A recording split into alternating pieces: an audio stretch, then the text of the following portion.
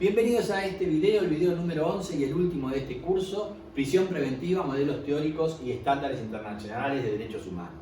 En esta oportunidad vamos a hablar de la discusión interna que se da sobre los distintos modelos para acreditar el fundamento legitimante, estos riesgos de fuga y riesgo de entorpecimiento, en el Código Procesal Penal de la Nación, el Código Levene, la Ley 23984, en el de la Provincia de Buenos Aires, que tiene la misma lógica, y en el Código Procesal Federal nuevo, que sí tiene una lógica diferente. La discusión se ha dado en la jurisprudencia, básicamente, que es donde se ve la aplicación de los institutos en sus perfiles reales. De modo que este es un bonus track del curso para analizar estos códigos. La cuestión es que hemos presentado en el video anterior este menú de opciones. Si rigen presunciones legales en las leyes, son tolerables esas presunciones legales, ya sea iure te iure iuris tantum, o si tenemos que ir a un modelo de indicadores donde no hay presunciones legales, el legislador nada presume, sino nos da una pauta, de unas indicaciones, un nomenclador, pero tenemos que, en base a ese nomenclador, resolver en el caso concreto siguiendo esas pautas concretas. Vamos a ver el Código Procesal Penal de la Nación, el Código Levene, Ley 23984, que regula la cuestión en dos normas, el artículo 316 y el artículo 319. Como decía Caferata, esta lógica las dos normas son las dos patas de una misma pinza legal. Y esta lógica, el Código Levene, la trae del viejo Código Barrio, porque en la idea de Levene la excarcelación quedaba atada simplemente a la improcedencia de condena en suspenso, y esto es superador de eso porque admite la concesión de la excarcelación aún en supuestos donde no proceda condena en suspenso.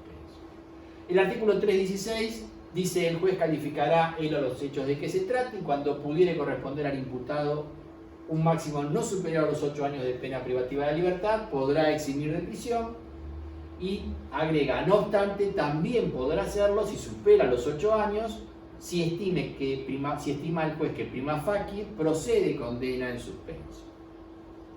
La segunda pata de esta pinza es el 319, que dice que podrá denegarse la excarcelación o la exención cuando la provisional valoración de las características del hecho, la posibilidad de declaración de reincidencia, las condiciones personales del imputado, o si el imputado hubiera gozado de excarcelaciones anteriores, hicieran presumir fundadamente que el imputado va a intentar eludir la acción de la justicia o entorpecer las investigaciones.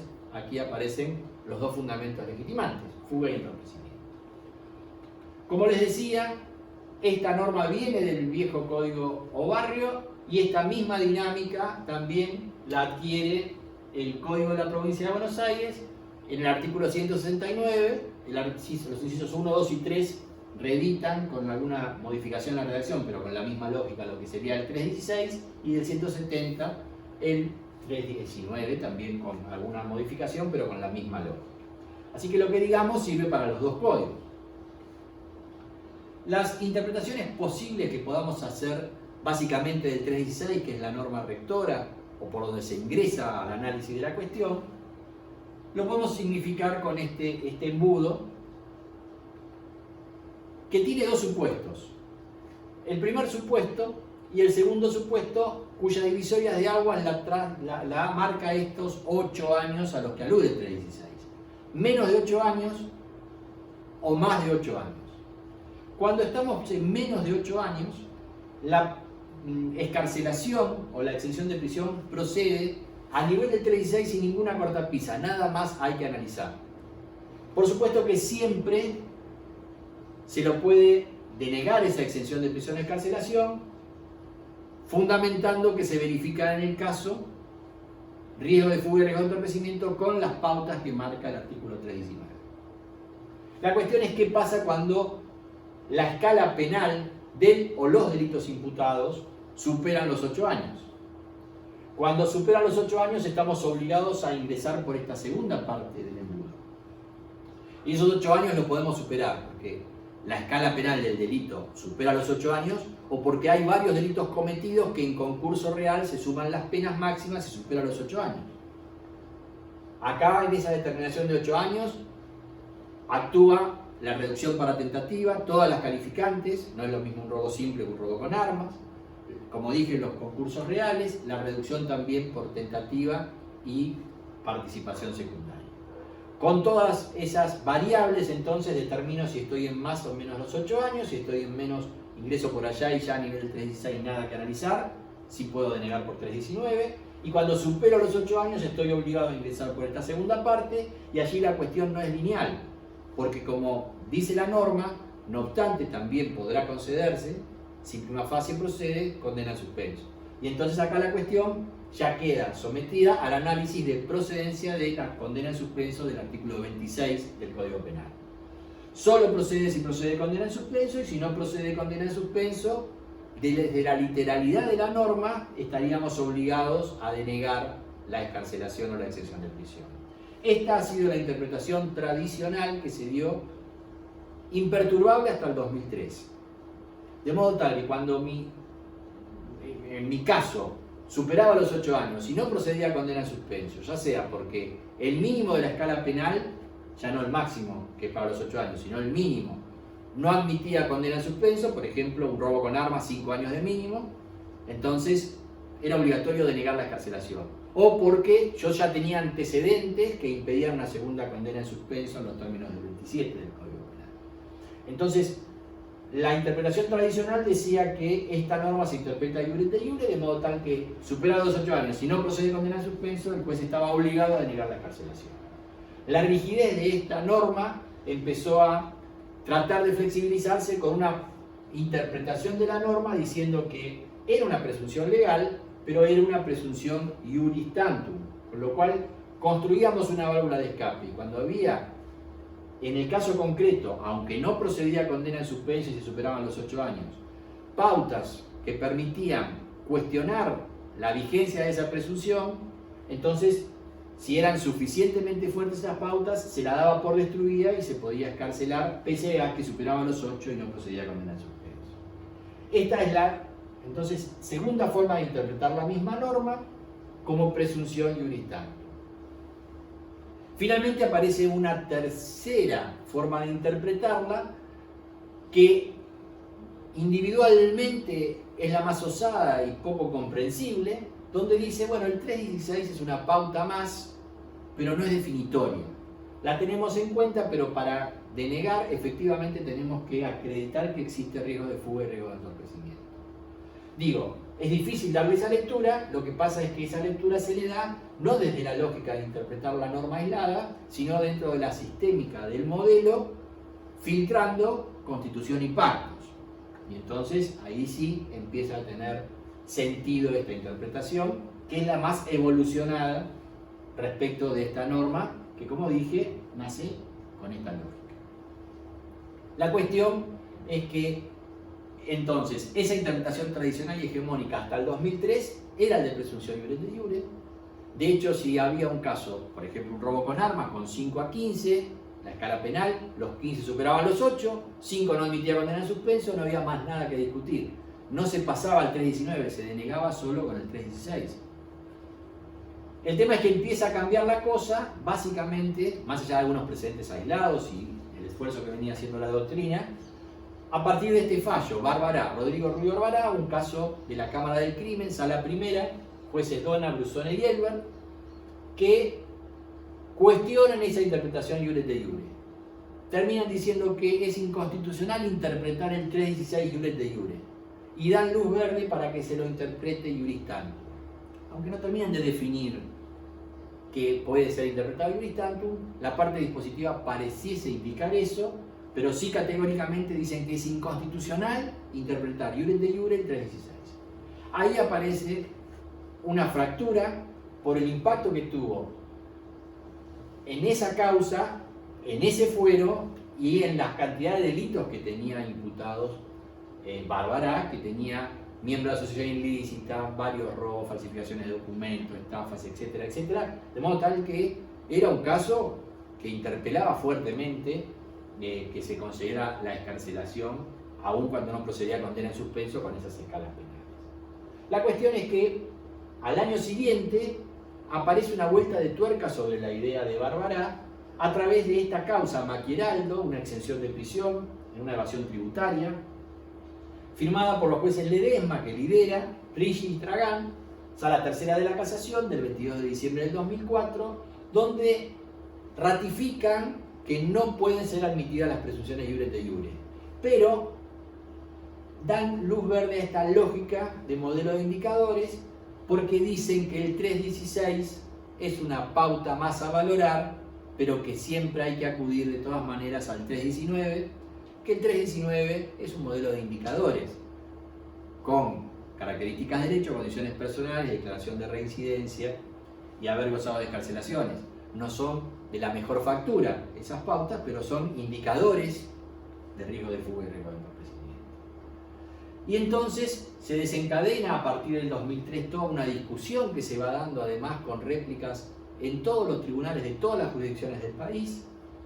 Y en el ámbito de la justicia nacional y federal, eso se trata de definir si el modelo de presunciones iuris tantum, iure et iure o indicadores en días besone. Plenario que es llamado sin tener en cuenta la posibilidad del modelo de indicadores. Lo que iba a discutirse en ese plenario era si el 316 era iure et iure o iuris tantum. Eso es así porque en la dinámica de un fallo plenario, cuando los jueces habilitan el llamado al fallo plenario, lo primero que hacen es habilitar ese llamado y decidir, también por mayoría, cuál va a ser la doctrina plenaria que se va a discutir. Y cuando uno mira cuál fue la doctrina plenaria que se iba a discutir en días besone, era ver si el 316 debía ser interpretado iure et iure o iuris tantum. En este sentido, lo que querían ver es qué pasaba cuando se superaban los 8 años. Si estaba obligado el juez a denegar la libertad o podía, pese a eso, por ser una presunción iuris tantum, que se destruía. Eso es lo que quisieron discutir. Con eso habilitaron el plenario. La discusión estaba en si cuando la escala penal superaba el máximo de 8 años y no procedía a la condena en suspenso, era obligatorio o no denegar la excarcelación. Si era obligatorio es porque era iure et iure. Y si podían igual conceder la libertad, en la lógica del llamado al plenario era porque era iuris tantum. Y la cuestión es que la doctrina plenaria que termina aprobada no es exactamente la misma que había sido llamada a resolver. En algún momento eso cambió, sin entenderse bien cuándo y por qué.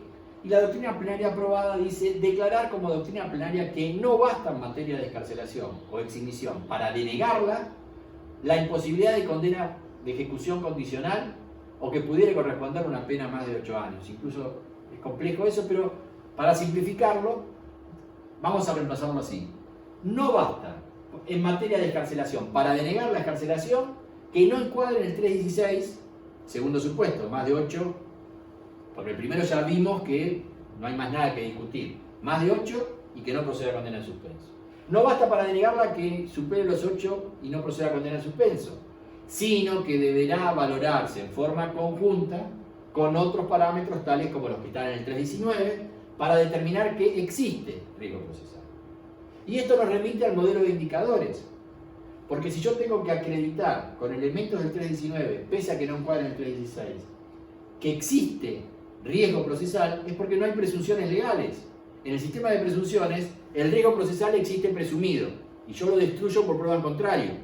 Lo que acredito en el caso concreto es que no existe el riesgo procesal. De ahí la crítica que invierte la carga de la prueba y afecta a la no probanda. Con lo cual la parte dispositiva del plenario que determina cuál es la doctrina plenaria va hacia el modelo de indicadores. Pero la cuestión es que si uno analiza el plenario en su totalidad, se da cuenta que la mayoría de los jueces no sostuvieron esa tesis. Si uno clasifica el voto de los jueces individualmente, advierte que 6 jueces con toda claridad dicen que el 316 debe ser interpretado iuris tantum. Tal es el voto de David, de Fegoli, de Ricci, Hornos, Ergot y González Palazzo. Por otra parte, hay varios de los jueces que se mantienen aferrados a la tesis tradicional anterior al 2003. Son 4: Catucci, Madueño, Rodríguez Basavilbaso y Gustavo Michel. Y finalmente aparecen dentro del modelo de indicadores, que es el que termina reflejado en la doctrina plenaria como vimos, solamente 3 de los jueces.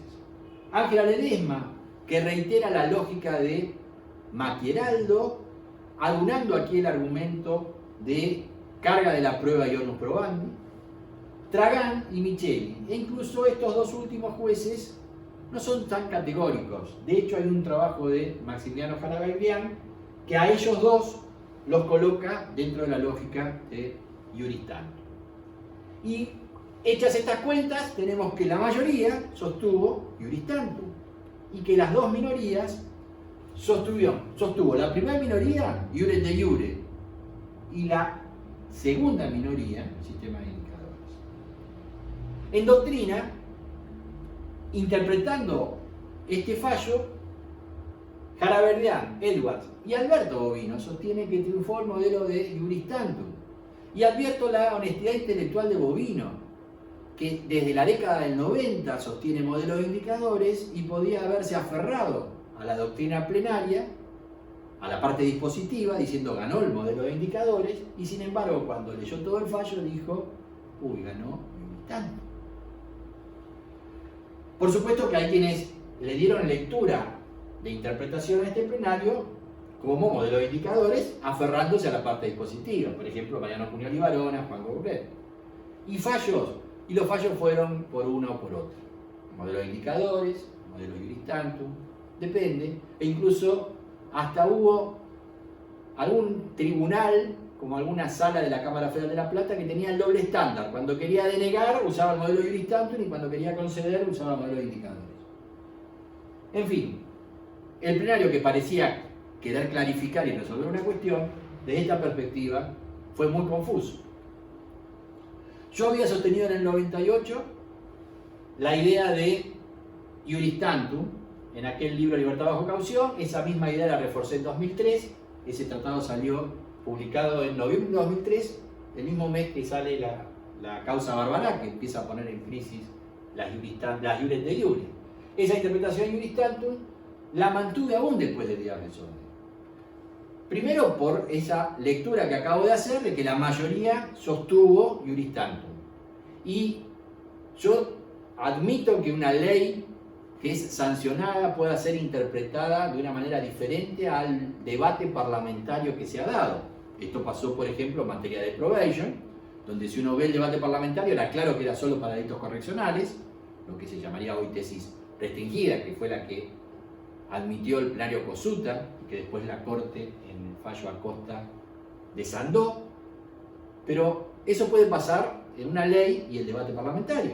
Ahora, en una sentencia, que es un silogismo, que se construye en base a las premisas, la lectura de la parte dispositiva no puede ser desentendida de esos considerandos. Y cuando es un tribunal colegiado, esa lectura tiene que hacerse conforme a las mayorías. Y la mayoría fue iuris tantum. Si a esta lógica le sumamos que, como vimos en el video anterior, la Comisión Interamericana en Peirano Basso usó la fórmula, las legislaciones pueden usar presunciones iuris tantum, bueno, este combo permitía que yo siguiera sosteniendo iuris tantum, consciente de que tenía sus debilidades, tratando de pasar al modelo de indicadores, pero tras un proceso en el cual, por ejemplo, se implementaran las oficinas de medidas alternativas que nos ofrecieran información de calidad. Hoy decidimos conceder o denegar excarcelaciones y dictar prisión preventiva con información de muy baja calidad, y además supervisar las medidas alternativas que se impusieran. Claro, esta lógica que a mí me era útil en aquel entonces, hay que recalcularla en base a los fallos de la Corte que vimos en el video anterior. El plenario Díaz Bessone, a la luz de estos últimos precedentes que nacen a partir de 2013 de la Corte Interamericana, no puede ser leído de otra manera que no sea por modelo de indicadores. No porque la doctrina plenaria solamente dice eso, sino porque hay que atravesar cualquier interpretación de cualquier jurisprudencia con los estándares interamericanos. Y como vimos en el video anterior, en J versus Perú, 2013, la Corte dijo que el peligro procesal no se presume, sino que hay que verificar en el caso concreto en base a circunstancias objetivas y ciertas del caso concreto. Y eso lo reiteró en resoluciones posteriores, llegando hasta sentencias del 2019 como Romero, Félix y Hernández, y esto entonces claramente es un estándar consolidado.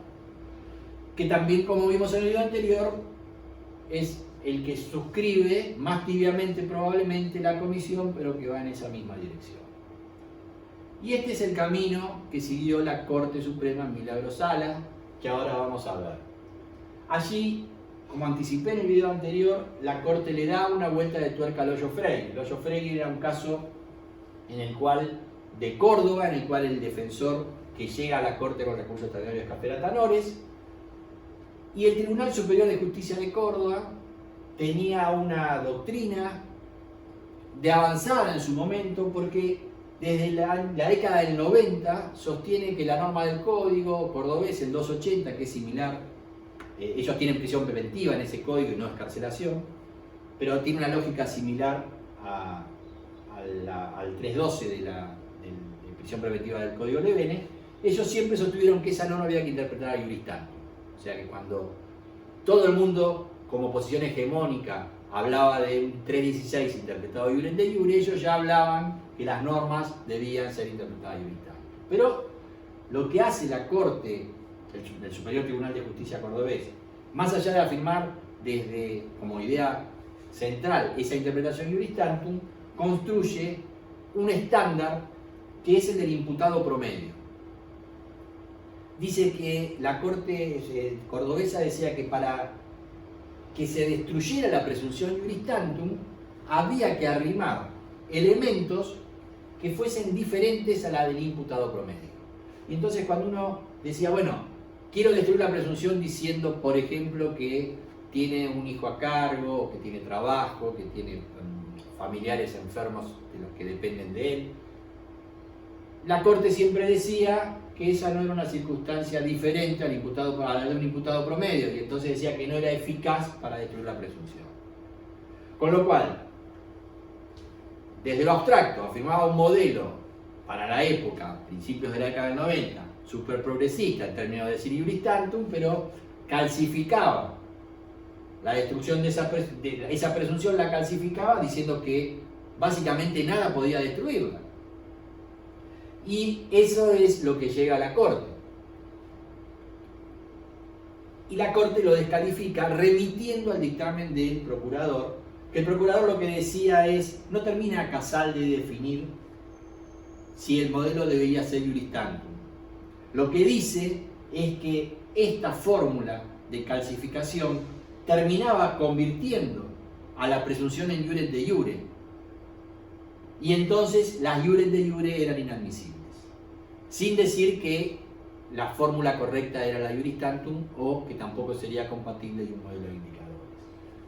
El dictamen del procurador Casal es descalificado por la Corte diciendo que por los fundamentos del dictamen del procurador, en lo pertinente que esta Corte comparte, hace lugar al extraordinario. Ahora en Milagro Sala, como anticipé, se le da una vuelta de tuerca a esto, porque ya la Corte, sin decirlo expresamente, va por el lado del modelo de indicadores. Claramente las iures de iure están prohibidas, ya desde el Hoyo Freire, pero aquí entonces, el 5 de febrero del 2017, la Corte actual, al ratificar la prisión preventiva en el caso Milagro Sala, le da una vuelta de tuerca al Hoyo Freire y va a decir mucho más que las iures de iure están prohibidas. En el considerando 9, dice, el Superior Tribunal de Justicia jujeño no fundó la restricción de la libertad con la sola alusión dogmática o abstracta de la capacidad organizativa desplegada en la presunta ejecución de la maniobra investigada. Porque el argumento era que la imputada formaba parte de esta organización y desde ahí entonces podía entorpecer la investigación. Dice la Corte en este considerando que no fue una alusión dogmática o abstracta, sino que el Tribunal de Jujuy valoró los dichos de las personas que luego de dar cuenta de distintas actitudes intimidatorias que habrían sido perpetradas, manifestaron tener miedo hacia la acusada y dijeron sentir temor concreto por su seguridad y la de su familia. Y termina diciendo que el Tribunal jujeño también explicó de qué modo la organización se podría trasladar al proceso penal e influir indebidamente en su desarrollo, expresando así una correlación entre el poder y los medios de disposición de la acusada y el riesgo procesal, que en este caso era el riesgo de entorpecimiento. Sigue diciendo que las circunstancias alegadas por el Tribunal de Jujuy para sustentar el encarcelamiento preventivo están suficientemente fundadas y que las posibles conductas futuras sobre víctimas o testigos además son un criterio pertinente en el ámbito de apreciación del riesgo de entorpecimiento de la investigación. Y remite para eso a estos párrafos del informe sobre el uso de la prisión preventiva de las Américas de la Comisión Interamericana. Conclusión: en Milagro Sala, la Corte rechaza las iure te iure, también la iuris tantum, sin decirlo expresamente, pero se hace cargo de analizar el caso concreto y como hubo indicadores que fueron valorados por el Tribunal de Jujeño, avala esa decisión rechazando el recurso extraordinario. Vamos a pasar por último a qué pasa en el nuevo Código Federal, un código muy diferente, no tiene nada que ver con la dinámica del Código Levene, tampoco con el de la provincia de Buenos Aires en la materia. Hay un artículo central, el artículo 17, que tuvo una reforma en la ley 27482 de noviembre del 2018, donde dice que las restricciones a la libertad, para disponer esas restricciones, solo proceden cuando se funda la existencia de peligro real de fuga o de obstaculización. Y lo importante acá es esa palabra peligro real. Y esta modificación altera la versión original aprobada en 2014 por Ley 27063, que decía: las medidas restrictivas de la libertad solo podrán fundarse en la existencia real de peligro de fuga o obstaculización. Y cuando uno mira cuál fue la razón de esta modificación, no se entiende, cambiaron de lugar el real. Real que alude a un modelo de indicadores. Esto se entiende si y solo si se ve que los proyectos de ley que impulsan esta reforma, que no solo modificaban esta norma, sino otras tantas, lo que proponían era suprimir la palabra real del 17. Tanto el proyecto del Poder Ejecutivo que envía en 2016, el proyecto de Justicia 2020, como el que termina, digamos, siendo trabajado y convertido en ley 27482, que es de los senadores Urtubey y Guastavino, excluían del 17 la palabra real. ¿Qué se hizo? En vez de mantener esta redacción, que era lo que parecía que debieron haber hecho, lo modificaron pasando el real de lugar. Es vacua, innecesaria, pero lo importante es que mantiene la lógica del modelo de indicadores. Y este modelo de indicadores es en un código que no tiene ninguna norma similar al 316 del Código Levene ni el 179 del Código de la Provincia de Buenos Aires, donde no hay excarcelación, lo que hay es prisión preventiva. Eso es algo que se inaugura con el Código Córdoba del 91, desaparece el instituto de la excarcelación, incluso el del procesamiento, y de hecho este código, siguiendo esa misma línea, tampoco tiene auto de procesamiento. El artículo 218 de este código va a decir que corresponde el dictado de la prisión preventiva en función de la gravedad de las circunstancias y naturaleza del hecho. Acá mete un indicador de gravedad del hecho y circunstancias y naturaleza del hecho, de las condiciones personales del imputado. En esto son pautas bastante similares a las que hoy ofrece el 319 para denegar la excarcelación del Código Levene, que sirvan para decidir fuga o entorpecimiento conforme los criterios previstos en este código. Y los criterios previstos en este código, como lo que sucede en todos los códigos modernos, están expresados en dos artículos que son los dos implementados por la Comisión Bicameral para regir en todo el país, insertos en el Código Levene. El 221 del Código Federal nuevo marca el peligro de fuga y dice: para decidir acerca del peligro de fuga se deberán tener en cuenta, entre otras, o sea que no es un número cerrado, es un número abierto, las siguientes pautas: arraigo, determinado por domicilio, residencia habitual, asiento de familia y de negocios o trabajo; las facilidades para abandonar el país o permanecer oculto.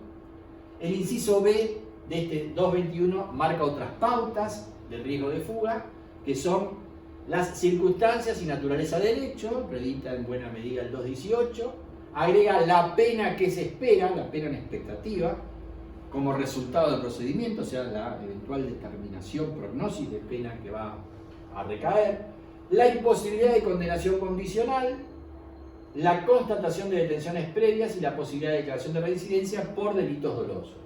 Bueno, imposibilidad de condenación condicional, la verdad es que es obvio que para denegar una excarcelación, decretar una prisión preventiva en la dinámica de este código, o ahora inserto esta norma dentro del Código Lebene por la decisión de la bicameral, necesitamos que no proceda condena condicional, porque si procede condena condicional, la libertad se impone por principio de proporcionalidad. Si denegáramos la excarcelación o dictáramos la prisión preventiva y después lo condenamos en suspenso, sería más grave la medida cautelar que la pena que se espera.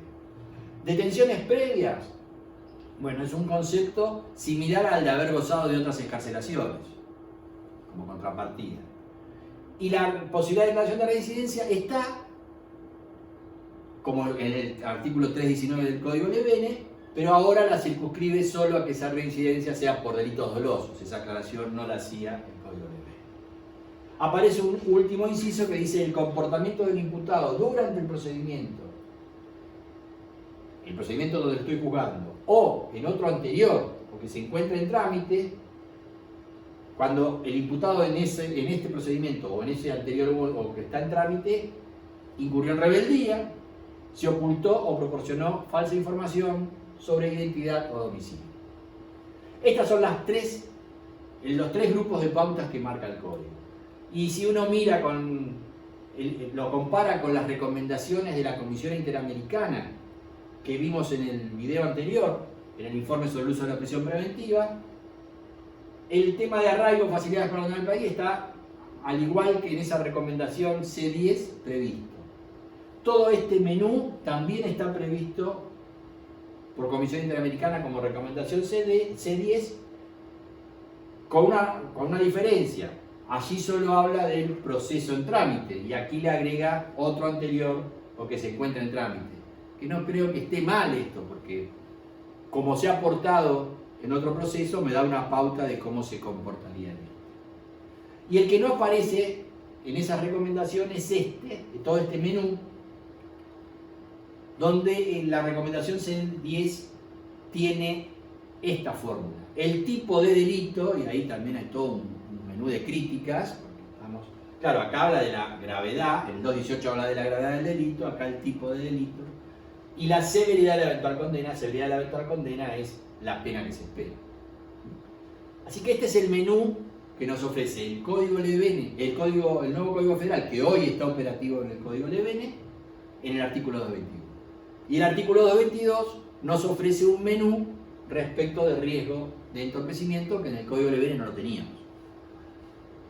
Dice el 222 del Código Federal: para decidir acerca del peligro de entorpecimiento para la violación de la verdad, hay que tener en cuenta si el imputado va a destruir, modificar, ocultar, suprimir o falsificar elementos de prueba, si va a intentar asegurar el provecho del delito o la continuidad de su ejecución, si va a hostigar o amenazar a la víctima o a testigos, si va a influir para que testigos o peritos informen falsamente o se comporten de manera desleal o reticente, y el último inciso, si inducirá o determinará a otros a realizar tales comportamientos aunque no los realizaran. Estos tres están literalmente en el informe sobre el uso de las personas privadas de libertad en las Américas de la Comisión Interamericana como recomendaciones de riesgo de entorpecimiento que deben seguir los estados. Este no está, pero básicamente la posibilidad de hostigar o amenazar es una forma de influir, con lo cual queda comprendido. Y la única novedad que ofrece el código es esta, de intentar asegurar el provecho del delito o la continuidad de la ejecución, que ha sido un inciso que introdujo la 27482 y no me parece desacertado. Así que esa es la situación en nuestro código. Con esto pongo fin a este curso que espero haya sido de su agrado y fundamentalmente que les resulte útil. Muchísimas gracias.